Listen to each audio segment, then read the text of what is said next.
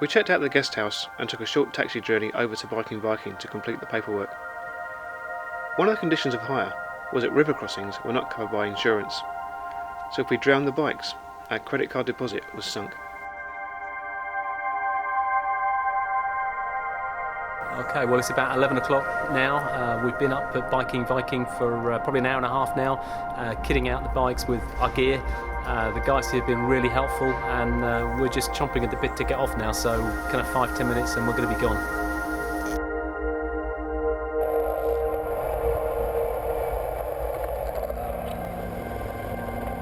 We were now on our way with the whole of Iceland to explore. We had no real plans, so Paul led off with his newly acquired GPS. We were quite literally going with the flow. We haven't been driving 5 minutes out of Reykjavik, and we hit our first gravel section. And I was in heaven, you know, I love gravel driving.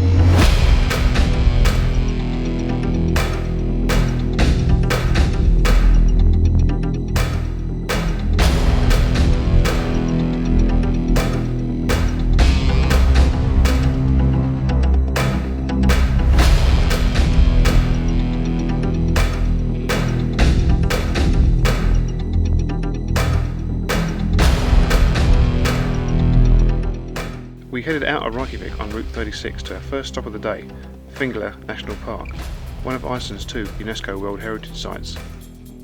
It has great importance to Iceland as the seat of power since the first settlers arrived in 6 AD.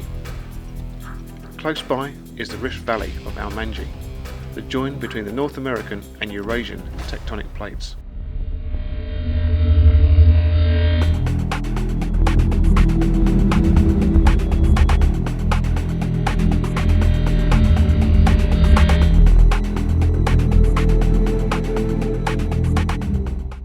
We followed Route 36 around the headland and turned east onto Route 365. On the map, the road changed colour and we headed into a long stretch of gravel road.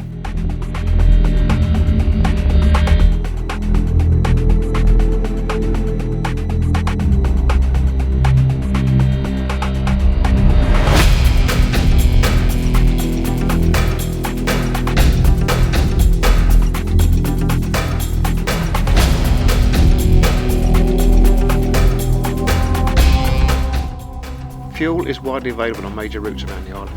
You will often find petrol and food stores close by, which will sometimes have an adjoining cafe or snack bar. It is only when you venture into the interior that fuel becomes scarce.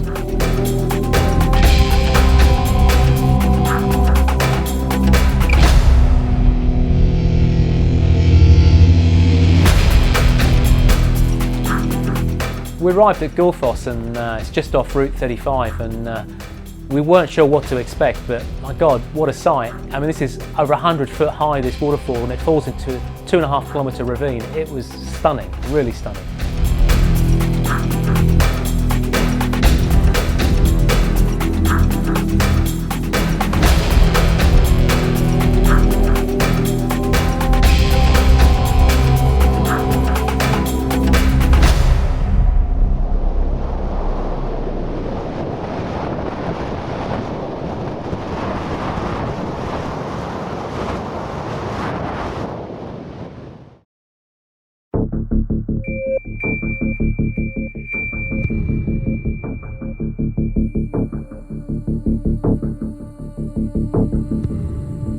We left Gullfoss late in the day and headed north on the 35 looking for somewhere to camp, and went over a bridge across a river, and on our right hand side there was what looked like a Nissan hut, something from World War II, a barrack building, something like that. We thought we'd check it out, and we found little mattresses and a book that says that people have stayed here before.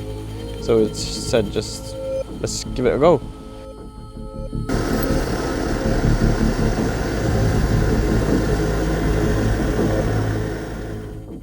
We unpacked our gear and set up camp within the hut, got changed out of our bike kit and got the stoves going. Hot drinks were quickly followed by food. The hut was a great find and completely unexpected. Kitchen etiquette states, those that don't cook do the washing up. Tonight, this honour fell to Chris. Yeah, fishy, fishy. So what do you think of the kitchen facilities here, mate? Running water's pretty good. Lots of it, isn't there? Yeah. It's a funny colour for my liking, but I'm a bit fussy like that. You know what gives it that colour? The bloke pissing upstream. No, it's probably glacial milk.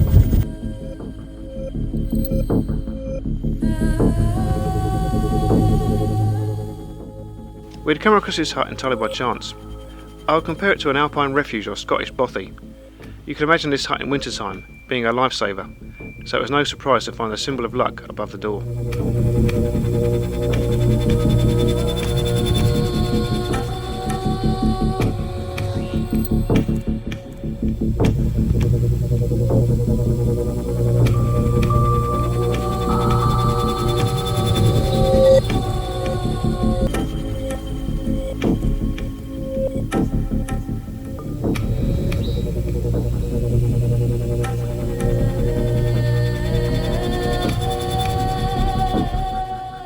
The light nights were playing havoc with our body clock, so Paul agreed to help out. He began by explaining Icelandic road construction. 1.5 kilometer from the main road and to the house. Yeah. You remember? Yeah. That road is paved, but the road underneath is not prepared for pavement.